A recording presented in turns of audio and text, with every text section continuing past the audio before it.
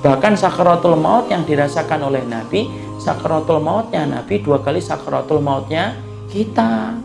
Makanya sampai Nabi ketika sakaratul maut itu minta apa? Minta itu tembikar itu yang kemudian kemudian tempat air.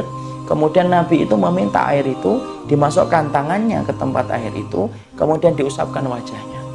Dimasukkan lagi ke tempat air itu, diusapkan lagi wajahnya.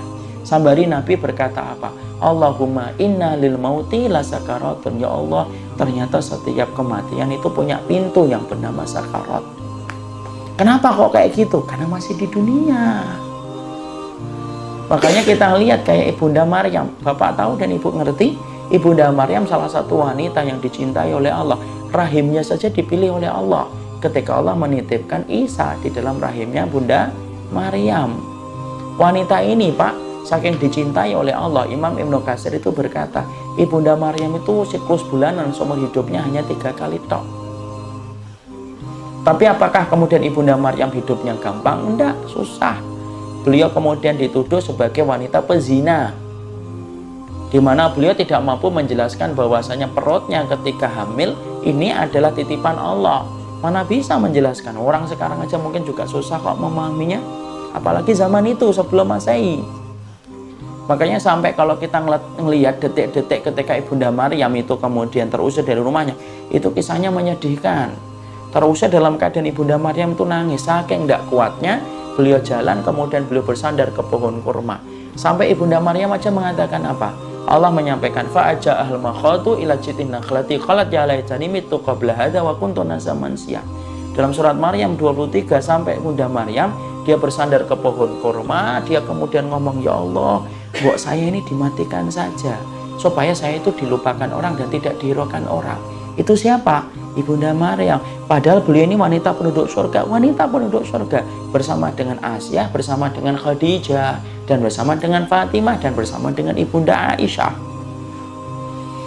Nah, di situ saya ambilkan 2 penggalan itu untuk gambarin kepada kita, itulah kehidupan dunia.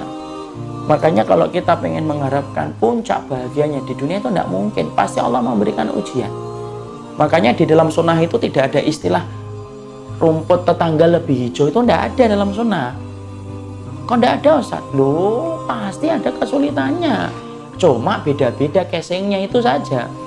Ada yang diuji dengan istri, ada yang diuji dengan anak, ada yang anaknya dan istrinya biasa-biasa aja diuji dengan pekerjaannya, ada yang diuji pekerjaannya biasa-biasa aja, dia diuji dengan orang tuanya. Terus semacam itu. Kenapa? Maka pada dasarnya itulah bagian dari fitrahnya kehidupan. Fitrah kehidupan ada kesulitan, ada kesedihan, kemudian ada perpisahan, ada rasa sakit. Mau kamu beriman atau tidak beriman, pasti pernah mencicipi 4 perkara itu. Mau kafir atau tidak kafir, pasti merasakan itu. Orang kafir merasakan perpisahan? Yo iya. Orang kafir merasakan sakit? Iya. Apakah mentang-mentang kafir tidak kemudian sakit? Enggak. Apakah kafir tidak merasakan kesedihan? Kata siapa? Banyak orang kafir yang stres. Apakah orang kafir tidak merasakan kesulitan? Banyak. Sebagaimana kita pun sama. Kenapa? Itulah fitrahnya hidup. Ya, kalau kita orang yang beriman ngerti itu, akhirnya paham, oh, ya berarti jangan terlalu nyaman. Makanya kalau kemudian kita mintalah kepada Allah tempat tinggal nanti di surga, supaya kemudian apa? Merasakan bahwasanya ini hanyalah bagian dari ujian, dan kita akan merasakan nikmatnya kapan?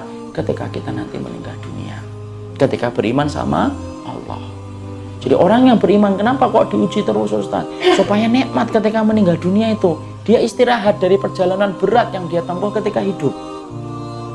Contoh gampangnya deh, Bapak kalau naik kereta dari Bekasi ke Jakarta, pagi-pagi KRL, Masya Allah itu, kayak pendeng pepes itu. Kita berdiri banget lama. Itu ketika lama berdiri itu membayangkan duduk itu nikmat atau tidak nikmat? Nikmat banget. Nikmat banget itu orang yang duduk itu. Sambil ngeliatin orang yang duduk dengerin earphone itu, Masya Allah enak banget. Kita pegangan aja susahnya luar biasa. Yang ketawa-ketawa pernah merasakan masa-masa pahit itu. Ya. Tapi kemudian setelah kita ngelihat ada orang yang mau berdiri itu senengnya, Masya Allah, kita deket-deket gitu, supaya kemudian kita nanti bisa gantiin tempat duduknya, kan gitu. Saya aja pernah tertipu kok dalam tanda kutip.